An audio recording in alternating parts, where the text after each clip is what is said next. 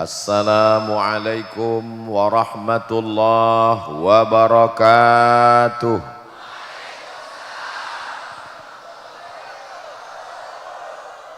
Kaifa halukum? Apa kabar semuanya? Saya alhamdulillahi rabbil alamin. Wassalatu wassalamu ala sayyidil mursalin sayyidina wa maulana wa syafi'ina wa zuhrina wa qurrati a'yunina Muhammad wa ala alihi wa sahbihi wa man tabi'ahu ila yaumiddin. Tanah yang kita injak, gedung yang kita lihat mencakar langit, santri yang jumlahnya ribuan, ini adalah perjuangan tetes peluh keringat air mata munajat di tengah malam para kiai-kiai, para alim, para ulama, dari mulai Kiai Haji Abdul Majid, Kiai Haji Abdul Hamid, Kiai Haji Muhammad Amin, dilanjutkan Hadratul Muhtaramin wal Mukarramin wa akhussu bidzikri sahibul fadilah Fadilatul Kiai Haji Faisal Abdul Hamid, hadir juga bersama kita pada kesempatan ini Mudir Ma'had Al-Amin Prenduan Fadilatul Ustaz Kiai Haji Dr. Ahmad Fauzi Tijani, para kiai yang tak dapat saya sebutkan satu persatu, para lora, para tamu, hadirin hadirat, adik-adik santri. Kalau saya sebutkan semua satu persatu, azan maghrib baru selesai. Hadirin hadirat, muslimin muslimat, mukminin mukminat yang belum kawin dan belum sunat, semuanya dimuliakan Allah Subhanahu wa taala. Amin ya rabbal. Bahagia jadi seorang santri, senang jadi santri, bangga jadi santri. Sekarang ada orang tua yang malu kalau anaknya di pesantren. Anak kamu di mana? SMP plus. Anak kamu di mana? Anak saya sekolah unggulan. Anak kamu di mana? Ya karena nggak lulus kemarin ya saya serahkan aja ke pesantren lah. Dia sangka pesantren tempat pembuangan anak-anak bodoh. Betul? Itu tidak terjadi di Pamekasan. Saya sedang berada di pondok pesantren Mambaul Ulum. Mamba, sumber, mata airnya ilmu pengetahuan. Di sini ada santri lebih 5.000 orang. Ada siswa dan siswi lebih 7.000 orang. Jumlah total semuanya lebih 12.000 orang. Hitung sendiri berapa bola matanya, berapa jumlah telinga, hati, pikiran, jari-jari kakinya. Semuanya bernilai ibadah, bertasbih mengagungkan Allah Subhanahu wa ta'ala. Orang tua yang sudah memasukkan anaknya ke pesantren, maka dia sudah lepas tanggung jawab nanti ketika ditanya, la tus'alunna yauma idzin 'anin na'im. Ingat wahai ayah, ingat wahai bapak, kullukum ra'in, setiap kamu adalah pemimpin, wa kullukum mas'ulun 'an ra'iyatih, kamu akan ditanya tentang yang kamu pimpin, tentang istrimu, tentang anakmu. Beruntung kalian wahai ayah, wahai ibu yang sudah meninggalkan anaknya di pesantren, terjaga akidahnya dalam benteng ahlus sunnah wal. Allahu Akbar. Jangan pilih pesantren hanya karena anakmu tidak lulus seleksi SMP negeri. Jangan masukkan anakmu ke pesantren karena niatmu tidak tulus, daripada enggak sekolah, daripada enggak ada ijazah, daripada di rumah, daripada nongkrong, masukkan ke pesantren. Luruskan niatmu. Innamal a'malu, niat yang baik, meletakkan anak di lembaga pendidikan yang islami, menyerahkan kepada alim ulama, itulah yang akan membuat anakmu soleh dan solehah. menjadi waladun salihun yad'ulah, insyaallah semua adik-adik ini insyaallah anak-anak yang soleh dan solihah, amin ya rabbal. Kenapa sih anakmu mesti di SMP? SMP itu hebat Ustadz, di SMP itu ada pelajaran English language. Kalau anak saya di SMP, SMA nanti dia bisa ke Australia, dia bisa ke Inggris, dia bisa ke Amerika karena dia lulus TOEFL, Test of English Foreign Language. Dia pikir bahasa Arab itu lebih mudah dari bahasa Inggris. Bahasa Inggris itu perubahan katanya tidak terlalu banyak. Berkata, say, saying, said. Tapi coba kalau bahasa Arab, qala yaqulu qaulan qailun maqulun, qul la taqul maqalun maqalun miqalun. Belum lagi kalau tasrif fi'il madinya, qala qala qalu qalat qalata qulna qulta qultuma qultum qulti qultuma qultunna qultu qulna. Belum lagi mudhari'nya, yaqulu yaqulani yaquluna, taqulu taqulani yaqulna, taqulu taqulani taquluna, taqulina taqulani taqulna, aqulu naqulu. Jadi kalau ada anakmu SMP aja nggak lulus, mau ngapal say, saying, said yang 3 aja nggak lulus, kau masukkan ke pesantren dia langsung 2, kalau nggak error hang. Carilah anakmu yang paling pintar, yang paling cerdas, yang paling tinggi IQ-nya, yang paling kuat hafalannya, masukkan ke Mambaul Ulum. Di sini dia akan dididik dari mulai matan al-Ajurrumiyah, Kawakib Durriyah, naik al-Imriti, naik kepada Alfiyah Ibnu Malik. Dan di sini tidak hanya sekedar membaca kitab, tapi di sini ada lajnah ta'liq wa tahqiq, ditaklik, dikomentari, dan kemana kembalinya dhamir, majma'ud dhamir, kemana kembalinya marja'ud dhamair, sampai semua diteliti, diberikan komentar oleh apa? Lembaga Majma' al-Buhus yang ada di pesantren Mambaul Ulum Bata-Bata. Allahu Akbar. Apa itu? Katanya bisa tasrif, namanya aja udah salah. Kalau tasrif bata ya bitu, ini kok bata-bata. Ini bukan tasrif, bodoh. Ini nama daerah. Saudaraku yang dimuliakan Allah Subhanahu wa taala, ini tidak ada dalam bahasa Inggris, ini hanya ada dalam bahasa Arab. Dalam bahasa Arab ada namanya rafa', ada namanya nasab, ada namanya jar, ada namanya kasrah, ada namanya dhammah, ada namanya fathah. Tidak ada dalam bahasa Inggris. This is Muhammadun, I see Muhammadan, I am walking with Muhammadin. Itu enggak ada.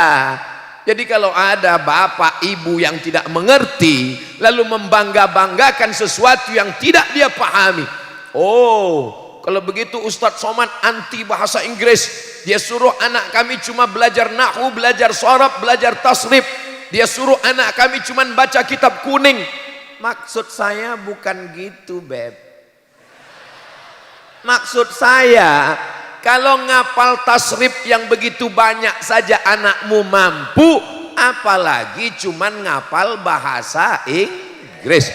Insya Allah kalau dia sudah terbiasa dengan nahwu, terbiasa dengan sharaf, menghafal nazam, maka untuk menghafal present, future, past tense itu insya Allah dimudahkan Allah Subhanahu wa ta'ala. Saya bukan anti bahasa asing. Man arafa lughata qaumin amina makrahum. Siapa yang ngerti bahasa suatu kaum, dia akan aman, terjaga dari tipu daya kaum tersebut. Betul? Saya nggak setuju juga dengan ustadz yang ngomong jangan belajar bahasa Inggris. Bahasa Inggris bahasanya orang kafir. bahasa Inggris bahasanya orang munafik, nggak sesuai tulisan dengan bacaan, one dibaca one.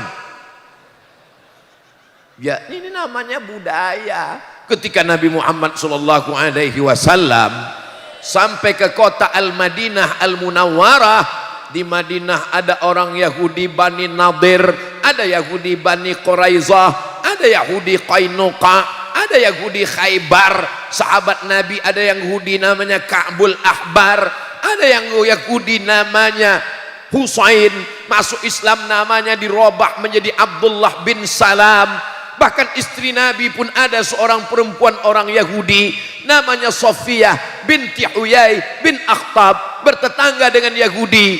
Nabi menyuruh sahabat belajar bahasa Yahudi, menjadi penterjemah Nabi namanya Zaid bin Thabit radhiyallahu an. Apa kata Sayyidina Zaid? Ta'allamtuhu wa hadzaqtuhu, saya belajar bahasa Yahudi, saya ngerti dan faham nisfa syahrin, selama setengah bulan. Jadi kalau ada di antara kita kursus bahasa Inggris yang terlalu lama, SMP 3 tahun, SMA 3 tahun, kuliah 4 tahun, naik pesawat, dengar pengumuman yang paham cuma 3. Ladies and gentlemen, all of our passenger, thank you. Jadi silakan belajar bahasa Inggris, tapi bahasa Arab jangan ditinggalkan. Baca Quran bahasa Arab, Sahih Bukhari bahasa Arab, Sahih Muslim bahasa Arab. Belajar fikih dari mulai yang kecil, matan takrib, naik Fathul Qarib, naik I'anatul Talibin, naik kitab Ma'ali, kitab Majmu' Syarah Muhadzab. Saya mau tahu semua mazhab Hanafi, mazhab Maliki, mazhab Syafi'i, mazhab Hambali. Ditulis oleh Imam Ibnu Rushd, orang barat menyebutnya Averroes. Diabadikan patungnya di Spanyol karena dia juga seorang filosof, tapi juga di kepalanya tidak hanya Socrates, Demokritos, Thales, tapi juga dia mengerti fikih. Maka ditulislah sebuah kitab Bidayatul Mujtahid wa Nihayatul Muqtasid. Itu semua pintunya, kuncinya adalah bahasa Arab. Allahu Akbar. Tapi yang dimaksud bahasa Arab bukan cuman muhadasah, bukan conversation, bukan cuman ngomong. Kalau cuman ngomong, saudara kita yang nggak pernah belajar nahu, belajar sharaf, insya Allah 1 bulan di Saudi Arabia kerja sudah bisa. Ustaz tahu dari mana? Saya waktu musim haji berangkat dari Kairo, naik kapal laut, dipukul ombak, dihempas gelombang melewati Laut Merah. Kami pun sampai ke Jeddah, sampai di Jeddah kerja sampai ibadah haji. Di situ saya banyak ketemu kawan-kawan, saudara-saudara. Dari mana Mas? Dari mana Bang? Dari mana? Saya dari sana. Nama tempat kampungnya nggak boleh disebut, menjaga kode etik jurnalistik. Dulu belajar bahasa Arab di kampung? Enggak. Tamat sekolah apa? SMA. Sampai sini bisa ngomong? Bisa Pak Ustadz. Kok bisa ngomong? Terpaksa. Jadi dia cerita ke saya waktu kami kuliah dan saya kerja di Makkah. Katanya dia ngomong itu karena terpaksa, walaupun nggak ngerti, nggak paham nahu. Disuruh sama Sohibul Sayyid, Sohibul Bait belanja ke pasar. Istari laham bagar, istari beli laham daging, bagar bakar lembu. Istari laham bagar, laham bagar, laham bagar. Sampai di toko ingat laham, lupa bagar. Ditanya sama orang Saudi, Islam, Islam, laham mo. Karena terpaksa bisa sendiri, bercampur dengan bahasa apapun bisa. Yang tidak bisa dipelajari di jalan adalah nahu, adalah saraf. Enak kalau belajar ini di pondok, pelajarannya nggak banyak. Anak saya SMP hebat, di SMP cuman 5 pelajaran guys. Fisika, kimia, matematika, bahasa Inggris, pendidikan bahasa Indonesia, ikut ujian. Kamu pikir di pesantren orang cuma ngaji alif bata, nahwu, sharaf, balaghah, ma'ani, bayan, fikih, usul fikih, qawaidul fikih, hadis, mustalah hadis, rijalul hadis, mukhtaliful hadis, tafsir, ulumul Quran, arud qawafi. Ngingatnya aja pingsan. Pilihlah anakmu yang tercerdas, masukkan ke pondok pesantren, mamba sumber ulum. Dari sini akan lahir bukan sekedar mambaul ulum, ini adalah mambaul ulama, mambaul zu'ama, mambaul atibba, mambaul ulum, mamba segala mamba, dasar sumber mata airnya dari sini insyaallah. Allahu akbar. Tadi subuh saya tausiah, habis itu duha tausiah, ini petang tausiah. Saya merasa baterai sudah mau habis, tapi ternyata berada di tengah para mujahid fisabilillah, bertambah semangat Abdul Somad. Man kharaja fi talabil ilmi, siapa yang keluar rumah untuk menuntut ilmu, fahuwa fisabilillah, maka dia sama seperti orang yang berjihad fisabilillah hatta yarji'a, sampai dia pulang ke rumah. Ini yang di hadapan saya ini adalah para mujahid fisabilillah. Allahu akbar. Liburan jangan pulang, talaki dengan para kiai. Kalau ditanya sama ayah, ditanya sama ibu, kamu nggak pulang, jihad. Ngapain pulang? Godaannya banyak, nanti ketemu pacaran, hilang hafalannya. Di sini sudah dibagus. Ini pesantren apa nggak ada perempuan? Mana perempuan? Di sini tidak ada ikhtilat, tidak boleh campur aduk laki-laki dan perempuan. Jangan santri, Ustadz Somad aja nggak bisa ngelihat perempuan. Mereka ada di sana Ustadz, mereka melihat Ustadz melalui layar. Maka supaya adil, saya pun menyapa mereka melalui layar. Hai. Mereka perempuan, matanya, jilbabnya, rambutnya, wajahnya terjaga dari pandangan laki-laki yang jahat, laki-laki pecandu narkoba, laki-laki laki-laki pemakai khamar.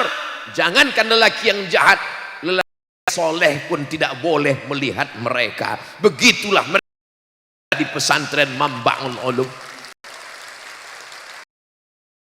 Tunggu apa yang mereka cari.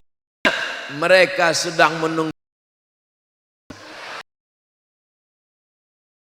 kalian adalah imam kan. Ibu iba bertemu di sana. Abad diri kalian